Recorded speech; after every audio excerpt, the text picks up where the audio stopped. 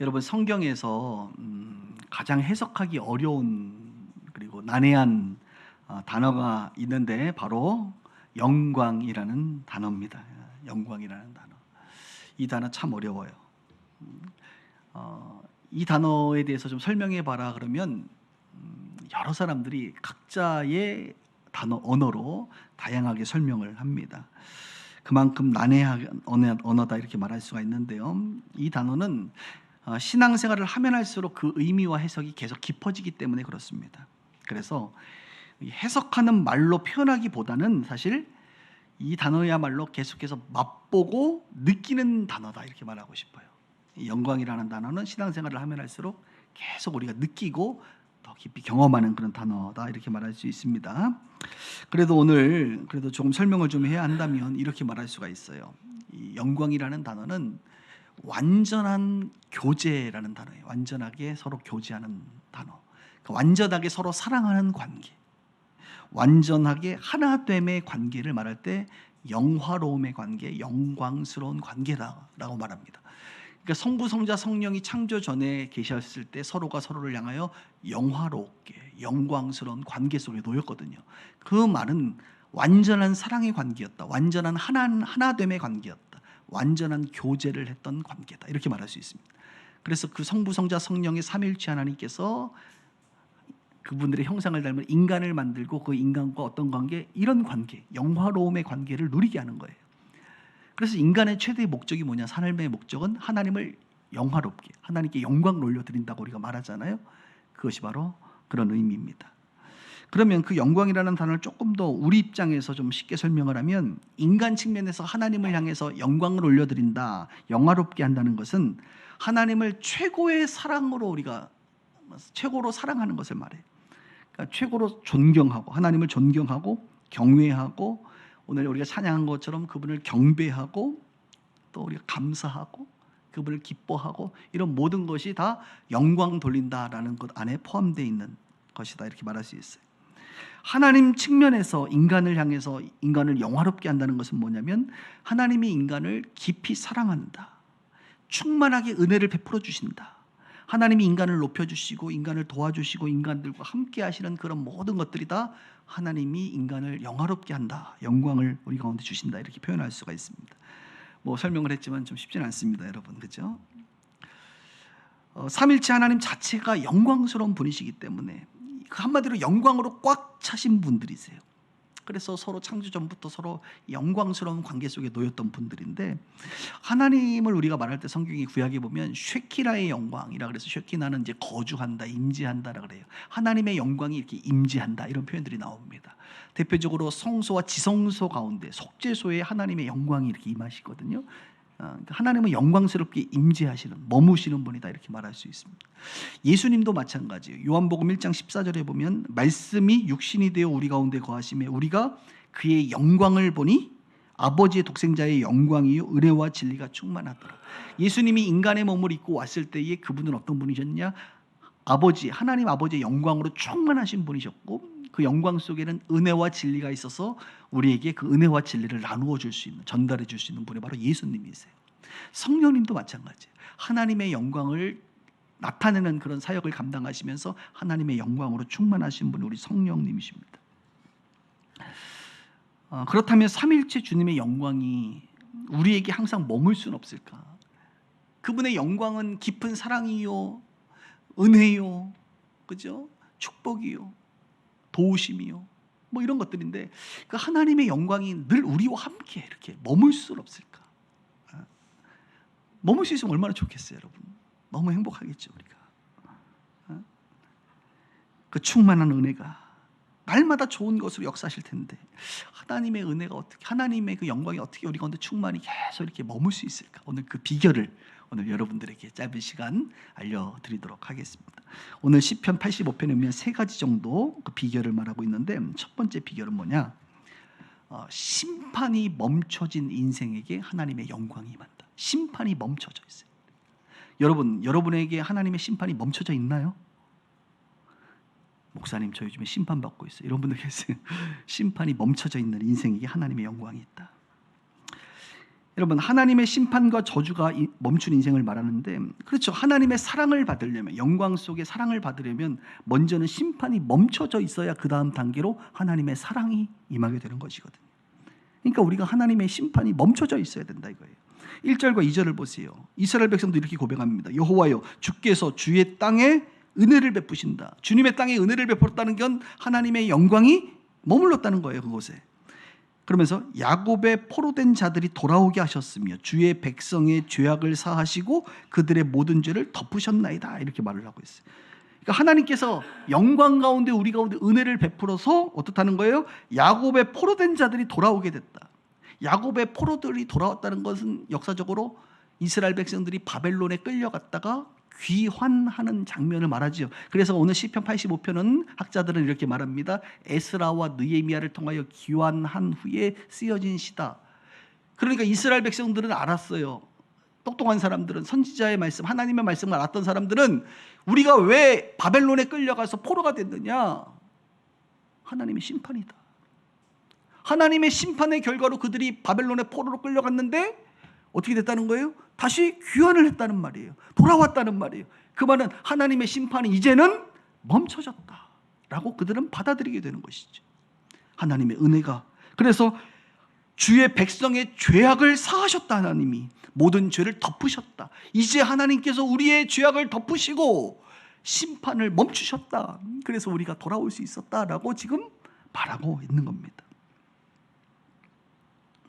그들이 귀환한 것은 심판이 멈춰진 상태, 하나님의 은혜가 베풀어진 상태, 하나님의 자비와 용서가 임한 상태, 다른 말로 하나님의 영광이 그들 가운데 다시 머물게 되는 상태를 말하고 있는 것이죠. 그런데 여러분, 이 말씀이 이스라엘 백성들에게만 해당되는 말씀이 아니라 오늘 저와 여러분들에게도 동일하다는 거예요. 하나님의 심판이 저와 여러분들에게 지금 멈춰졌어. 할렐루야. 하나님의 심판이 멈춰졌어요, 여러분. 이게 얼마나 놀라운 일이에요. 우리는 하나님의 심판과 저주 아래 살아도 마땅한 자들인데 하나님께서 그 심판을 멈추셨다는 겁니다. 어떻게 이게 가능했을까요? 로마서 5장에 보면 이제 아담과 예수님에 대한 비교를 막 하는데, 한 사람 아담으로 말미암아 한 분 예수님으로 말미암아, 이런 표현들이 막 나와요. 이런 표현이 나옵니다. 한 사람의 범죄, 아담이죠. 한 사람의 범죄로 많은 사람이 심판에 놓였다. 아담으로 말미암아 우리가 심판에 놓이고 정죄를 받고 사망에 놓였다. 다른 말로 영적인 죽음의 상태에 이르렀다. 누구 때문에? 아담이 선악과를 따먹고 죄가 세상에 들어오고, 아담의 자손들은, 아담의 피를 받고 태어난 모든 사람들은 죄의 DNA를 갖고 원죄와 자범죄로 이 세상 가운데 끊임없이 죄에 오염돼서 살아간단 말이죠. 그러니까 아담의 범죄로 말미암아 인간은 죄의 아래 놓였다 이겁니다. 사망에 놓였단 말이에요. 하나님의 심판 아래에 죄의 대가로, 결과로 놓였다 이것입니다. 그런데 또 성경은 말합니다. 로마서 5장은 뭐래요? 그러나 한 번 예수 그리스도의 십자가 사건, 예수님으로 말미암아 은혜가 임했다. 생명이 주어졌다. 우리가 의로워졌다. 우리가 다시 살게 되었다라고 말해주고 있습니다. 아담으로 말미암아 우리가 심판 아래 놓였지만 지금 저와 여러분들이 예수님으로 말미암아 이 심판이 멈춰져 버렸다는 겁니다. 갈라디아서 3장 14절은 그래서 이렇게 말합니다. 그리스도께서 우리를 위하여 저주를 받은 바 되사 율법의 저주에서 우리를 속량하셨으니, 예수님의 십자가 사건은 그분이 대신 우리가 받아야 될 심판과 저주를 그분이 대신 받아주셨다는 거예요. 그래서 저주로부터 우리가 속량함을 입었다, 용서함을 받았다 이렇게 말합니다. 한마디로 십자가 사건은 율법과 죄로부터 우리가 저주와 심판에 놓여 있는 저와 여러분들을 우리 예수님께서 친히, 제가 좋아하는 단어에 친히, 그리고 대신 대속하기 위하여, 예수님이 친히, 안 해도 되는데 친히, 안 해도 되는데 대신, 안 속해 주셔도 되는데 대속을 하셨단 말이에요. 누구를 위하여? 저와 여러분을 위하여. 왜요? 왜 예수님이 십자가에 그렇게 그 저주스러운 그곳에 달려 죽으셔야 되냐 말이에요. 이유가 무엇입니까? 이유는 분명하죠. 하나님이 이처럼 여러분을 사랑하사 독생자를 주셨습니다. 하나님의 사랑. 우리가 죄인 되었을 때에, 우리가 심판 아래 놓여 있을 때에, 하나님을 알지도 못할 때에, 구원받을 만한 조건이 전혀 없을 그때에 하나님께서 여러분들을 먼저 사랑해 주신 거예요. 그냥 사랑해 주신 거예요. 먼저 사랑해 주신 거예요. 왜요? 천국 가서 물어보세요. 왜요? 사랑하는 거야. 그냥 사랑하는데 왜요? 자꾸 물어보지 마세요. 가끔 우리 성도님들 바라보면 제가 사랑의 마음이 막 그러는데 왜 저를 사랑하세요? 묻지 마세요. 그냥 사랑. 성도니까, 가족이니까 주님이 그 마음을 주시는 거죠. 하나님의 계획 가운데 하나님이 우리를 구원하시기로 작정하시고 우리를 먼저 사랑해 주셔서 예수님을 통하여 대신 그 모든 저주와 심판을 예수님에게 받게 하시고 우리로 하여금 그 심판 아래 멈추게, 이제 심판을 멈추게 하셨다, 이것입니다. 이게 얼마나 놀라워요. 이게 복음이고 이게 감동이죠. 오늘 우리가 찬양했잖아요. 뭐라고 찬양했습니까? 예수 사랑합니다. 여러분, 예수님을 왜 사랑하시는데? 사랑해야 될 이유가 있어요? 왜 예수님을 자꾸 사랑한다고 자꾸 노래하는데, 우리가 왜 예수님을 사랑한다고 이곳에 와서 이러고 있냐 말이에요. 이걸 알아버렸기 때문에 그래요. 심판 아래, 저주 아래 살아야 될 우리를 대신 친히 십자가에 짊어지신 그 예수님의 그 십자가 사건을 우리가 알기 때문에 그 예수님께 감사가 되고 사랑이 되고 노래가 되고 찬양이 되고, 그죠? 그렇게 되는 거 아니에요? 그래서 주님 사랑합니다 이렇게 고백할 수 있는 근거가 바로 심판 아래 놓여 있는 우리에게 그 심판을 멈추게 하신 예수님의 공로 때문인 줄 믿습니다. 마치 이스라엘 백성이 바벨론 포로에서 귀환한 것처럼, 심판이 멈춘 것처럼 우리도 예수님의 십자가 때문에 이제 더 이상 심판이 진행되는 것이 아니라 심판이 멈춰진 상태라 이것이에요. 그래서 이런 심판이 멈춰지는 인생에게 드디어 하나님의 은혜가 이스라엘 백성들에게 부어진 것처럼 우리에게 부어지기 시작하는 거예요. 하나님의 영광이 우리 가운데 머물기 시작하는 거예요. 그리고 한 발짝 더 나아가 두 번째로 인간이 거듭나게 됩니다. 거듭난 인생에게 하나님의 영광이 계속 머뭅니다. 6절 7절 한번 보시겠어요? 주께서 우리를 뭐한대요? 다시 살리사. 주님께서 우리를 다시 살린대요. 심판 가운데 있던 우리를, 죽었던 우리를 다시 살리사 주의 백성이 주를 기뻐하도록, 이제는 살아나서 기뻐하도록. 7절에 여호와여 주의 인자하심을 우리에게 보이시며 주의 구원을 우리에게 주소서. 하나님의 인자하심과 구원을 누리라고 우리 가운데 역사하십니다. 이런 하나님의 영광 어떻게 되는 것입니까? 거듭난 인생에게 다시 살리신, 영어로 얘기하면 revive us again. 우리를 리바이브라는 건 다시 산다는 건데, 이것에서 나온 말이 뭐예요? 리바이벌, 부흥이라는 단어예요. 그러니까 부흥은 다른 게 아니에요. 우리 빗속에 부흥이 임했다. 이것은 뭐냐? 우리의 영혼이 살아나는 거예요. 잠자던 영혼이 깨어나고 살아나고, 하나님을 알지 못했던 영혼들이 하나님을 알고 영혼이 살아나면 그게 부흥이에요. 그게 부흥, 리바이브. 우리를 다시 살렸다 이것입니다. 다시 살렸다는 것은 우리가 죽어 있었다 이것입니다. 죽어 있었다는 것은 하나님과의 영적인 관계가 단절되었다는 것을 말해요. 우리는 하나님과 영적인 관계가 단절되었는데 예수님의 십자가를 통하여 우리를 다시 살렸다. 다시 관계를 회복되게 했다. 하나님의 영광스러운 그분과 관계가 회복됨으로 말미암아 그분의 영광 아래 우리가 놓이면서 살아갈 수 있는 존재가 되었다. 이것이 구원입니다. 그래서 거듭난 인생은 주님과 함께, 주와 함께라는 단어와 어울리죠. 왜요? 거듭난 인생에게 주의 영광이 머무니까 주님이 함께 하시는 것 아니겠습니까? 거듭난 인생은 더 나아가 자유를 맛봐요. 제가 제일 좋아하는 단어는 자유입니다. 저는 38선 아래 태어난 것을 정말 감사하게 생각하는데, 왜요? 38선 아래는 뭐가 있기 때문에? 자유가 있잖아요. 자유. 이렇게 예배할 수 있는 자유. 38선 위에는 예배 못해요 여러분. 이렇게 마음껏 주님만을 설교할 수 있는, 종말론을 말할 수 있고 예수의 유일신 하나님을 말할 수 있고. 여러분, 서쪽으로 가서 우리 중국만 가도 이런 말 못해요. 아마 이제 중국 교회 시진핑 얼굴 이제 걸어놔야 될지도 몰라, 교회에다가. 자유가 없단 말이에요. 자유가. 근데 우리에겐 자유가 있잖아요. 저는 자유를 굉장히 좋아하는 사람이에요. 우리 교회는 자유로운 교회입니다. 할렐루야. 그죠? 굉장히 자유롭죠, 여러분. 끊임없이 설득하고 권면하고 하지만 우리가 강압하거나 하진 않아요. 이제 심판 아래에 있다 이런 말이 있어요. 심판 아래. 하나님이 우리가 하나님의 심판 아래에 있었다. 우리가 원래 저주 아래에 있었다. 이 아래라는 말이 무슨 말이에요? 아래에 있었다는 것은 묶여 있다. 통제당하고 있다. 자유가 없다는 말이잖아요. 자유가 없다. 아래에 묶여 있는 상태예요. 그런데 십자가 사건은 이런 심판과 저주 아래 놓여 있던 우리에게 뭘 줬다? 자유를 준 거예요. 예를 들면 감옥에 갇혀 있는 사람들은 뭐가 없어요? 자유가 없어요. 먹고 싶은 거 못 먹어요. 주는 거 먹어야 돼. 나가 보고 싶은 거 못 봐요. 만나고 싶은 사람 못 만나요. 감옥 아래, 그 안에 갇히면 자유가 없어요.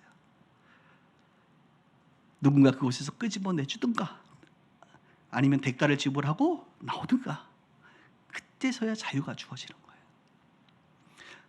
우리에게 복음은 무엇이냐면 자유가 임했다는 것입니다. 참 자유가 임했다는 겁니다. 요한복음 8장 32절이 말하고 있는 진리를 알지니 진리가 너희를 자유케 하리라. 진리가 뭐예요? 예수님이시거든요. 예수님을 우리가 정말 알면 알수록 그 진리가 우리를 자유케 한다. 그래서 교회는요 자유가 있는 곳이에요.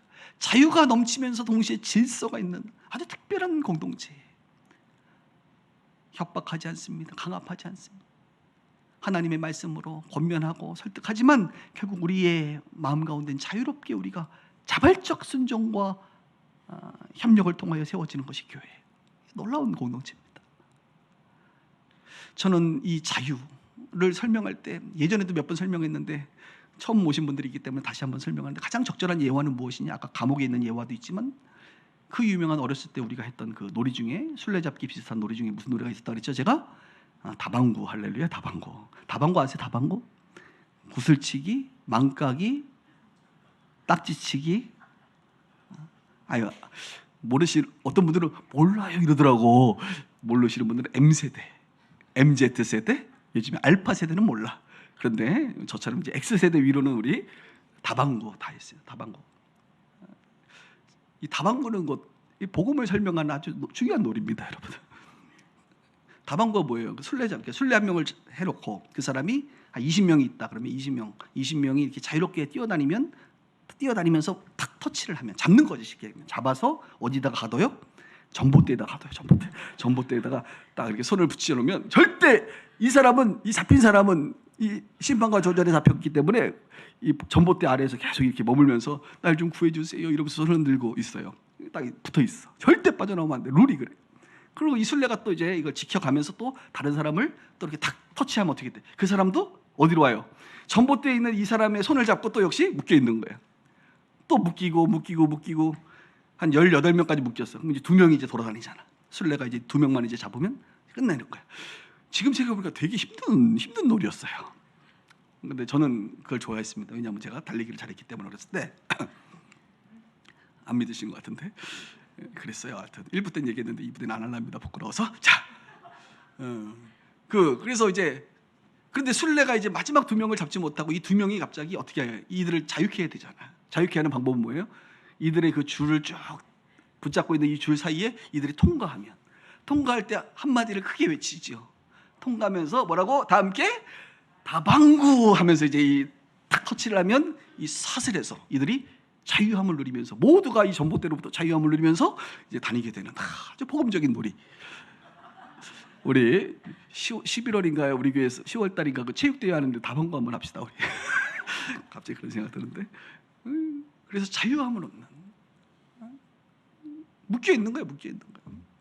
아무리 내가 몸부림쳐도 벗어날 수가 없는 거예요. 심판과 저주 아래 있던 우리 예수님의 십자가로 모든 것을 짊어지시고 대신 십자가로 우리를 자유케 했다 이것입니다. 그래서 우리가 자유롭게 주를 기뻐하고 자유롭게 주의 인자하심을 맛보고 자유롭게 주의 구원을 누리면서 살아가는 존재가 우리란 말이에요. 이 은혜가 하나님의 영광이 머무는 것 아닙니까? 하나님의 영광이 머물 때 기쁨이 있고 구원이 있고 그분의 사랑이 넘치는 것 아니에요?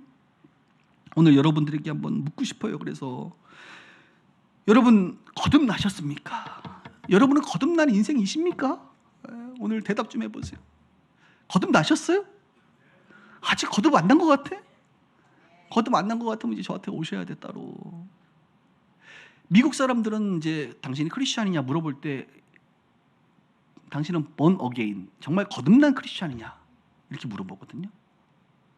하도 이제 크리스찬 문화니까 다 크리스찬이니까 뭐 아니 진짜 거듭났느냐 born again, 오늘 영어로 얘기하면 revive again, 다시 살아났느냐, 당신의 영혼이 정말 예수를 통하여 거듭난 사람 맞느냐라고 물어보거든요. 이 시대에 교회 다니시는 분들 중에 그냥 종교생활 와서 예배드리고 그냥 가는 분들 있죠. 안 돼요 여러분. 거듭난 인생에게 하나님의 영광이 임하고 그 영광을 맛보아 알기 시작하는 겁니다. 하나님과의 교제의 기쁨을 누리게 되는 것이 하나님의 심판이 머문 인생, 더 나아가 거듭난 인생에게 하나님의 영광이 머물게 됩니다. 마지막 세 번째가 있는데 우리가 좀 도전받아야 될 내용입니다. 하나님을 경외하는 인생에게 하나님의 영광이 머물어요. 하나님을 경외할 때 하나님의 영광의 머무름을 더 깊이 누리게 돼요. 우리가 심판 멈췄고 거듭난 인생이기 때문에 하나님의 영광이 있습니다 여러분. 그런데 많은 그리스도인들이 풍성히 못 누려요. 왜요? 하나님을 경외하는 자로 살지 않기 때문에 그래요. 육신 속에 갇혀 그냥 육신의 모양대로 세상 사람들처럼 살아가니까 그 하나님의 풍성한 그분의 영광을 머물러 있지만 누리지 못하는 거예요. 한번 8절을 보세요. 내가 하나님 여호와께서 하실 말씀을 들으리니 무릇 그의 백성 그의 성도들에게 화평을 말씀하신다. 하나님 우리 가운데 화평을 말씀하신다. 그들은 다시 어리석은 대로 돌아가지 말지로다. 하나님은 우리에게 화평, 하나님의 영광을 나타내시는데 어리석은 대로 자꾸 돌아간다는 거예요. 이스라엘 백성들이 하나님의 영광이 머물러 있었는데 그들이 어리석어서 어떻게 됩니까? 하나님 경외하기를 거절하고 세상 가운데 가니까 못 누리는 거죠. 9절에 진실로 그의 구원이 그를 경외하는 자에게 가깝다. 경외하는 자에게 가깝다. 영광이 우리 땅에 머무르리다.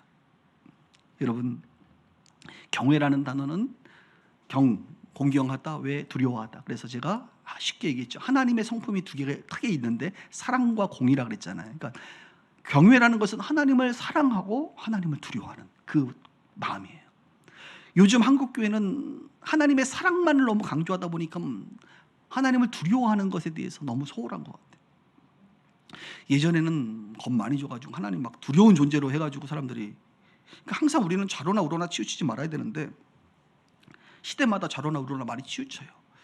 요즘 한국 교회가 추구해야 될 하나님의 어떤 하나님을 향한 대함은 사랑의 하나님이시죠 물론. 그러나 두려워할 줄 알아야 돼. 두려워하지 않으니까 그 모양으로 사는 거야 우리가.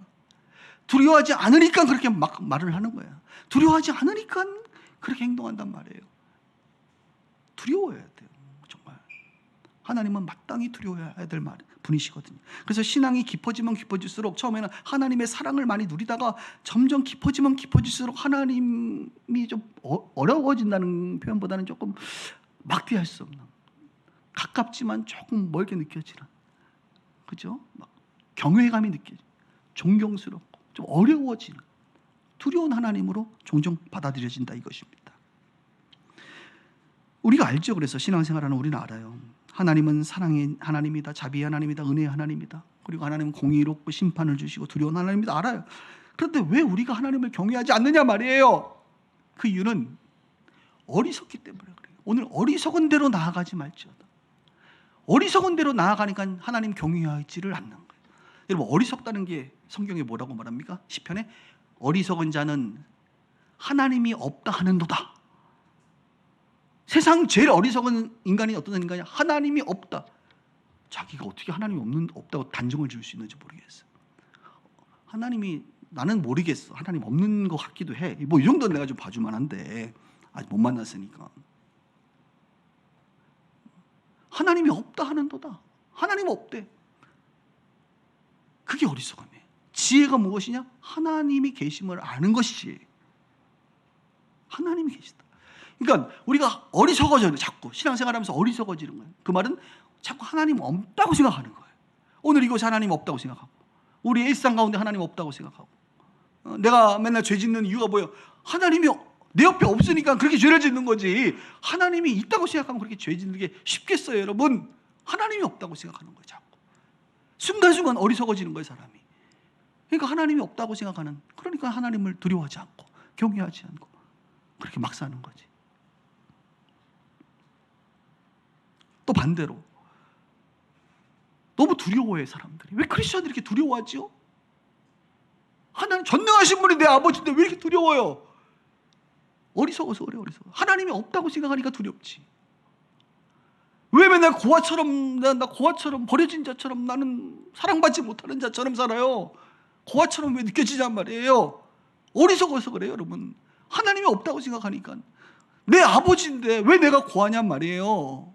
하나님의 사랑이 이렇게 풍성한데 하나님이 없다고 생각하니까 어리석으니까 자꾸 두려워지고 고아처럼 생각 들고, 또 자꾸 죄를 짓는 것도 하나님 없다고 생각하니까. 여러분, 하나님 경외하는 인생 되길 주의 이름으로 축복합니다. 하나님이 살아계시다. 하나님 바로 내 옆에 있다. 임마누엘 하신다. 그러니까 죄 짓는 것도 여러분 되게 힘든 거예요, 사실. 우리 그리스도인들은 얼마나 불편해. 하나님 옆에 이렇게 지켜보고 있는데 얘가 좀 뭐 하나, 그죠? 부부싸움 하십니까 혹시?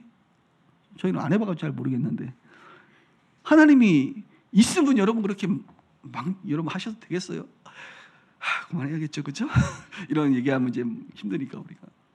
하나님이 없다고, 어리석어서 그래. 오늘 우리 빗속교회 식구들은 어리석음으로부터 돌아설 수 있게 주의 이름으로 축복합니다.